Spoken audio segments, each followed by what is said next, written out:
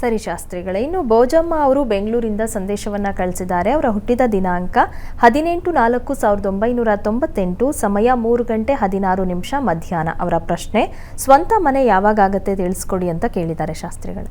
ಭೋಜಮ್ಮ ಅವರ ಪ್ರಶ್ನೆ, ಸ್ವಂತ ಮನೆ ಗೃಹ ನಿರ್ಮಾಣ ಯಾವಾಗ ಆಗುತ್ತೆ ಅಂತ ಜಾತಕವನ್ನು ನೋಡೋಣ. ಇದು ಸಿಂಹ ಲಗ್ನ ತಮ್ಮದು. ಚತುರ್ಥಾಧಿಪತಿ ತುಂಬ ಚೆನ್ನಾಗಿದ್ದಾನೆ, ಭಾಗ್ಯಸ್ಥಾನದಲ್ಲಿ ಲಗ್ನಾಧಿಪತಿ ಜೊತೆ ಕೂಡಿಕೊಂಡಿರೋದು ಇದೆಲ್ಲ ಒಳ್ಳೆಯ ಲಕ್ಷಣ. ಮೂಢ್ಯನಾಗಿದ್ದಾನೆ. ಇರಲಿ, ಈಗ ಪ್ರಸ್ತುತ ಚಂದ್ರದಶೆಯಲ್ಲಿ ನಿಮಗೆ ಈಗ ನಡೀತಾ ಇರತಕ್ಕಂಥದ್ದು ಶನೈಶ್ಚರನ ಕಾಲ. ನೋಡಿ, ನಿಮಗೆ 2028 ಆಗಸ್ಟ್ವರೆಗೆ ಕಷ್ಟವಾಗಿದೆ, ಆಗಲ್ಲ, ಕ್ಲಿಷ್ಟವಾಗುತ್ತೆ. ಆದರೆ ಆನಂತರ 2028 ಆಗಸ್ಟ್ ನಂತರದಲ್ಲಿ ನಿಮಗೆ ಆವಾಗ ಚತುರ್ಥಾಧಿಪತಿ ಕಾಲ ಪ್ರಾರಂಭವಾಗುತ್ತೆ. ಅವನು ಚೆನ್ನಾಗಿದ್ದಾನೆ ಬೇರೆ, ಆವಾಗ ನೋಡಿ ಅನುಕೂಲ ಆಗುತ್ತೆ. ಆಗ ಬಂಧೂಪಕಾರಂ ಕೃಷಿಕರ್ಮ ಸಿದ್ಧಿಂ ಸ್ತ್ರೀ ಸಂಗಮಂ ವಾಹನ ಲಾಭಮೇತಿ ಕ್ಷೇತ್ರಗೃಹಂ ನೂತನಮರ್ಥಸಿದ್ಧಿಂ ಸ್ಥಾನ ಪ್ರಶಸ್ತಂ ಸುಖೇಶದಾಯಿ ಅಂತ ಚತುರ್ಥಾಧಿಪತಿಯ ಕಾಲ ಬಂದಾಗ ಏನೇನಾಗುತ್ತೆ ಅಂತ ಒಂದು ದೊಡ್ಡ ಪಟ್ಟಿ ಕೊಡ್ತಾರೆ ಅವರು. ಹೀಗಾಗಿ ಅದರಲ್ಲಿ ಗೃಹ ನಿರ್ಮಾಣವು ಕ್ಷೇತ್ರಗೃಹಂ ಅದು ಸೇರಿದೆ, ಅನುಕೂಲ ಆಗುತ್ತೆ. ಕಾಯಬೇಕು. ಇನ್ನು ಈಗ 2024, ಇನ್ನು 4 ವರ್ಷ ಆದ ನಂತರದಲ್ಲಿ ಪ್ರಯತ್ನ. ಮತ್ತು ನಿಮಗೆ ಈಗ ತಾನೇ ಕೆಲಸಕ್ಕೆ ಸೇರಿ ಈಗ ಚಿಗುರ್ತಾ ಇದೆ. ವೃಕ್ಷ ಚಿಗುರುವಾಗಲೇ ದೊಡ್ಡ ಆಶ್ರಯ ಹೇಗೆ ಸಾಧ್ಯ? ಹೀಗಾಗಿ ಸ್ವಲ್ಪ ಮಾಗಬೇಕು. ಆಗಲಿ, ಸಮಯ ಕಾಯಿರಿ, ತಾಳ್ಮೆಯಿಂದ ಇರಿ, ಒಳ್ಳೆಯದಾಗಲಿ. ಸರಿ ಶಾಸ್ತ್ರಿಗಳೇ, ಇನ್ನು ಶಂಕರಲಿಂಗ ಅವರು ವಿಜಯಪುರದಿಂದ ಸಂದೇಶವನ್ನು ಕಳಿಸಿದ್ದಾರೆ. ಅವರ ಹುಟ್ಟಿದ ದಿನಾಂಕ 23/10/1991, ಸಮಯ 11:15 ರಾತ್ರಿ. ಅವರ ಪ್ರಶ್ನೆ, ಮದುವೆ ಬಗ್ಗೆ ತಿಳಿಸಿ ಅಂತ ಕೇಳಿದ್ದಾರೆ ಶಾಸ್ತ್ರಿಗಳೇ. ಶಂಕರಲಿಂಗ ಅವರ ಪ್ರಶ್ನೆ ವಿವಾಹದ ಬಗ್ಗೆ ಕೇಳಿದ್ದಾರೆ. ಜಾತಕವನ್ನು ನೋಡೋಣ. ನೋಡಿ, ತಮ್ಮದು ಮಿಥುನ ಲಗ್ನ. ಲಗ್ನದಿಂದ ಸಪ್ತಮದಲ್ಲಿ ರಾಹು ಇದ್ದಾನೆ. ಸಪ್ತಮಾಧಿಪತಿ ಗುರು ತೃತೀಯದಲ್ಲಿರ್ತಕ್ಕಂಥದ್ದು. ಇರಲಿ, ಈಗ ರಾಹು ಗ್ರಹ ನಿಮಗೆ ತೊಡಕಾಗಿರ್ತಕ್ಕಂಥದ್ದು ಸಪ್ತಮದಲ್ಲಿ, ಅಂದರೆ ವಿವಾಹ ಸ್ಥಾನದಲ್ಲಿ ರಾಹು ಇದ್ದರೆ ಅದು ಒಂದು ಬಾಧೆ. ಈಗ ಚಂದ್ರದಶೆಯಲ್ಲಿ ಶನಿ ಭುಕ್ತಿ ನಡೀತಾ ಇದೆ. ನೋಡಿ, ಸ್ವಲ್ಪ ವಿಳಂಬವಾಗಿದೆ. ಈ ಶನೈಶ್ಚರ ಆತ ಅಷ್ಟಮದಲ್ಲಿದ್ದಾನೆ, ಇರಲಿ, ಸ್ವಕ್ಷೇತ್ರದಲ್ಲಿ ತೊಂದರೆ ಇಲ್ಲ. ರಾಹುಗ್ರಹ ಶಾಂತಿ ಒಂದು ಮಾಡಿಸಿ, ನಿಮ್ಮ ಹಾದಿ ಸ್ವಲ್ಪ ಸುಲಭ ಆಗುತ್ತೆ. ಯೋಚನೆ ಮಾಡೋದು ಬೇಡ, ಶ್ರದ್ಧೆಯಿಂದ ಭಕ್ತಿಯಿಂದ ರಾಹುಗ್ರಹ ಶಾಂತಿ ಒಂದು ಮಾಡಿಸಿ, ಫಲಕ್ಕಾಗಿ ನಿರೀಕ್ಷಿಸಿ, ಅನುಕೂಲ ಆಗುತ್ತೆ. ಯೋಚನೆ ಮಾಡಬೇಡಿ, ನಿಮಗೆ ಮೇ ನಂತರದಲ್ಲಿ ಅವಕಾಶ ಆಗುತ್ತೆ. ಒಳ್ಳೆಯದಾಗಲಿ.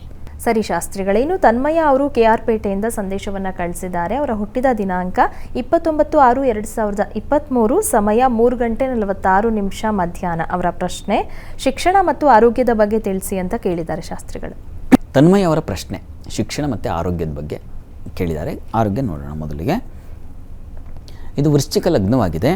ಲಗ್ನಾಧಿಪತಿ ಭಾಗ್ಯಸ್ಥಾನದಲ್ಲಿ ಶುಕ್ರನ ಜೊತೆಗಿದ್ದಾನೆ. ಈಗ ಪ್ರಸ್ತುತ ರಾಹು ಬೃಹಸ್ಪತಿ ಸಂಧಿ ಶಾಂತಿ ಇತ್ತು, ತಾವು ಮಾಡಿಸಿದ್ರೋ ಇಲ್ಲೋ ಗೊತ್ತಿಲ್ಲ, ಜನವರಿಯಲ್ಲೇ ಮಾಡಿಸಬೇಕಾಗಿತ್ತು. ಈಗ ಗುರುದಶೆಯಲ್ಲಿ ಗುರುಭುಕ್ತಿ ನಡೀತಾ ಇದೆ. ಗುರು ರಾಹುಯುಕ್ತನಾಗಿದ್ದಾನೆ. ಶೀಘ್ರದಲ್ಲಿ ಒಂದು ಗುರುಗ್ರಹ ಶಾಂತಿ, ಸಂಧಿ ಶಾಂತಿ ಮಾಡಿಸಿಲ್ಲ ಅಂದರೆ ಗುರು ರಾಹು ಶಾಂತಿ ಮಾಡಿಸಬೇಕು. ಅದರಿಂದ ಮಗುವಿಗೆ ಸ್ವಲ್ಪ ಬಲ ಬರುತ್ತೆ. ಮಾಡಿಸಿ, ತಪ್ಪದೆ ಮಾಡಿಸಿ. ಮತ್ತು ಕಡಲೆ ಹಾಗೂ ಉದ್ದು, ಮಗು ಎಷ್ಟು ತೂಕ ಇದೆಯೋ ಅಷ್ಟು ತೂಕದ ದಾನ ಮಾಡೋದು ತುಂಬ ಒಳ್ಳೆಯದು. ಇವೆರಡೂ ಬೇಕು. ಆನಂತರದಲ್ಲಿ ಅನುಕೂಲ ಆಗ್ತಾ ಹೋಗುತ್ತೆ. ಯೋಚನೆ ಮಾಡೋದು ಬೇಡ. ಒಳ್ಳೆಯದಾಗಲಿ. ಸರಿ ಶಾಸ್ತ್ರಿಗಳೇ, ಇನ್ನು ಶಿಲ್ಪಾ ಅವರು ಬೆಂಗಳೂರಿಂದ ಸಂದೇಶವನ್ನು ಕಳಿಸಿದ್ದಾರೆ. ಅವರ ಹುಟ್ಟಿದ ದಿನಾಂಕ 25/2/2007, ಸಮಯ 10:10 ಬೆಳಗ್ಗೆ. ಅವರ ಪ್ರಶ್ನೆ, ಆರೋಗ್ಯ ಮತ್ತು ಶಿಕ್ಷಣದ ಬಗ್ಗೆ ತಿಳಿಸಿ ಅಂತ ಕೇಳಿದ್ದಾರೆ ಶಾಸ್ತ್ರಿಗಳೇ.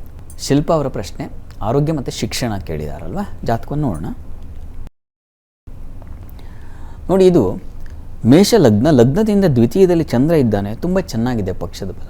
ಇಲ್ಲಿ ಪ್ರಾಜ್ಞಶ್ಚ ಶಶಿ ಮೃದುವಾಕ್ ಶುಭದೃಕ್ ಅಂತ ಹೇಳುತ್ತೆ.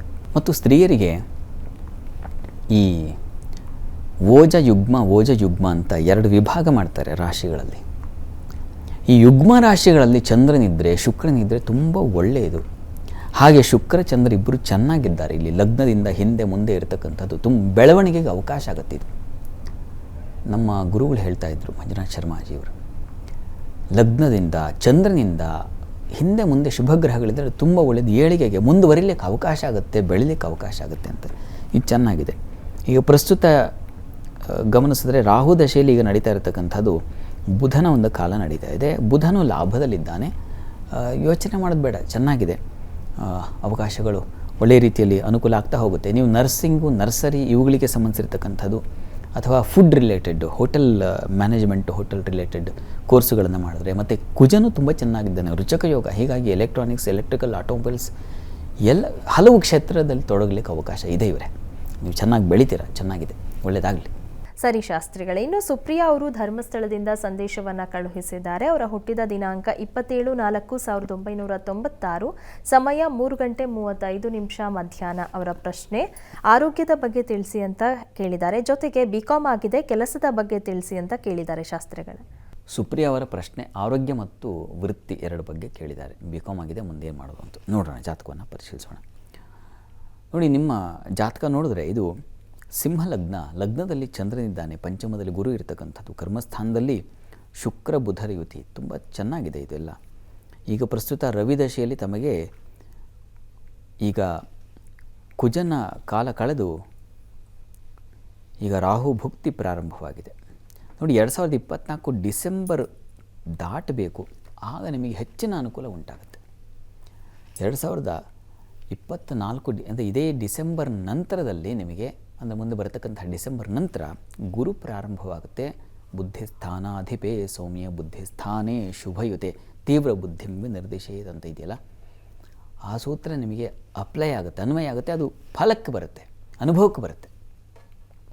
ಹೀಗಾಗಿ ಡಿಸೆಂಬರ್ ನಂತರ ನಿಮಗೆ ತುಂಬ ಚೆನ್ನಾಗಿದೆ, ನೀವು ಮುಂದುವರಿಸಿ, ನೀವು ಕೆಲಸದಲ್ಲಿ ಮುಂದುವರಿಬಹುದು. ಈಗ ನೀವು ಸಾಧ್ಯವಾದರೆ ಒಂದು ರಾಹುಗ್ರಹ ಶಾಂತಿ ಮಾಡಿಸಿದ್ರೆ ಆರೋಗ್ಯ ದೃಷ್ಟಿಯಿಂದ ತುಂಬ ಒಳ್ಳೆಯದು, ಅದು ತುಂಬ ಸಹಾಯಕವಾಗುತ್ತೆ. ಈ ಬಾಯಿ, ವಕ್ರ, ಮುಖ ಇಂಥ ತೊಡಕುಗಳನ್ನು ಸೂಚಿಸ್ತಾ ಇದೆ. ಈ ಕಾರಣದಿಂದಾಗಿ ಸ್ವಲ್ಪ ಎಚ್ಚರಿಕೆ ಬೇಕು. ಜೊತೆಗೆ ತುಂಬ ಸ್ವಲ್ಪ ತೀವ್ರವಾಗಿದೆ, ಕಷ್ಟವಾಗಿದೆ ಅಂತಂದರೆ ನೀವೊಂದು ಆಶ್ಲೇಷ ಬಲಿ ಮಾಡಿಸಿದ್ರೆ ತುಂಬ ಒಳ್ಳೆಯದು.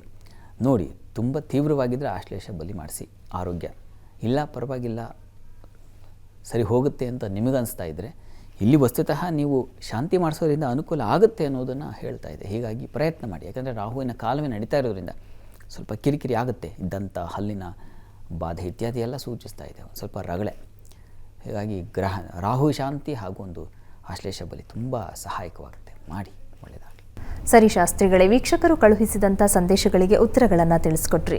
ಇನ್ನು ವೀಕ್ಷಕರೇ, ನೀವು ಸಹ ಕಾರ್ಯಕ್ರಮಕ್ಕೆ ಸಂದೇಶವನ್ನು ಕಳುಹಿಸಬೇಕು ಅಂತ ಅಂದುಕೊಳ್ತಾ ಇದ್ದರೆ, ನಿಮ್ಮ TV ಸ್ಕ್ರೀನ್ ಮೇಲೆ ಬರ್ತಾ ಇರುವಂಥ ನಂಬರ್ಗೆ ಯಾರ ಬಗ್ಗೆ ಕೇಳಬೇಕು ಅಂತ ಇದ್ದೀರಾ ಅವರ ಹುಟ್ಟಿದ ದಿನಾಂಕ, ಸಮಯ ಮತ್ತು ಪ್ರಶ್ನೆಯನ್ನು ಸ್ಪಷ್ಟವಾಗಿ ವಾಟ್ಸಪ್ ಮೂಲಕ ಕಳುಹಿಸಿ ಕೊಡಬೇಕಾಗತ್ತೆ.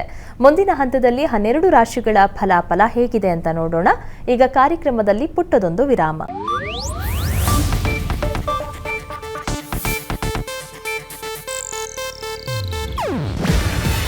ಇದು ಏಷ್ಯಾನೆಟ್ ನ್ಯೂಸ್ ನೆಟ್ವರ್ಕ್ ಪ್ರಸ್ತುತಿ.